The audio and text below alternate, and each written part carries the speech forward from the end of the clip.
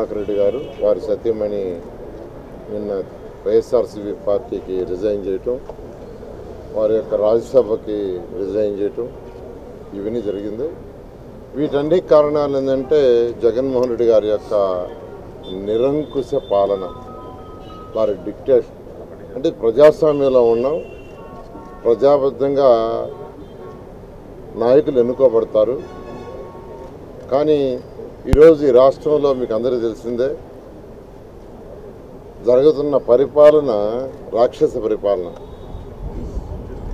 వేమిరెడ్డి ప్రభాకర్ రెడ్డి లాంటి వాళ్ళు ఇప్పుడే చంద్రమోహన్ గారు చెప్పారు, డబ్బుల కోసంగా రాజకీయానికి రాలా, గౌరవం కోసం.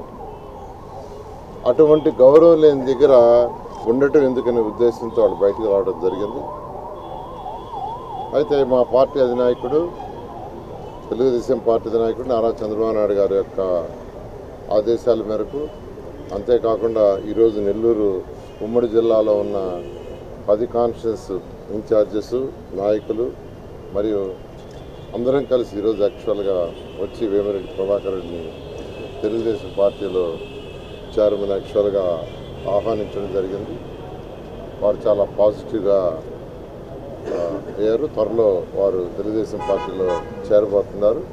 చేరబోయే డేట్ కూడా త్వరలో ప్రకటిస్తారు. ఖచ్చితంగా తెలుగుదేశం పార్టీలో వారికి గౌరవం ఉండేటట్టుగా వారికి అన్ని విధాలుగా యాక్చువల్గా అందరూ సహకరిస్తాం, వారి యొక్క సపోర్ట్ కూడా తీసుకుంటాం.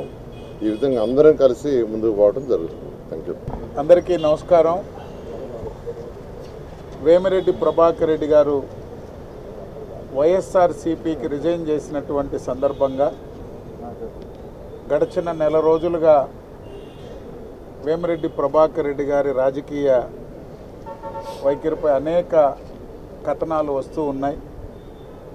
చివరిగా వారు వైఎస్ఆర్సీపీకి రాజీనామా చేసినటువంటి పరిస్థితుల్లో ఈరోజు తెలుగుదేశం పార్టీ ఉమ్మడి నెల్లూరు జిల్లా నాయకులందరం వేమిరెడ్డి ప్రభాకర్ రెడ్డి గారిని కలిసి తెలుగుదేశం పార్టీలోకి రావాలని, ఈ యొక్క జిల్లా అభివృద్ధి కోసం, రాష్ట్రంలో ప్రస్తుతం ఉన్నటువంటి పరిస్థితుల నుంచి ప్రజలకు అండగా నిలిచేందుకు ఒక సమర్థవంతమైనటువంటి నాయకుడు చంద్రబాబు నాయుడు గారితో కలిసి ఈ రాష్ట్ర ప్రయోజనాల కోసం తెలుగుదేశం పార్టీలోకి ఆహ్వానించాం. వారు సముఖత వ్యక్తం చేశారు. త్వరలోనే వారు తెలుగుదేశం పార్టీలోకి చేరేటువంటి కార్యక్రమాన్ని కూడా తెలియజేస్తారు.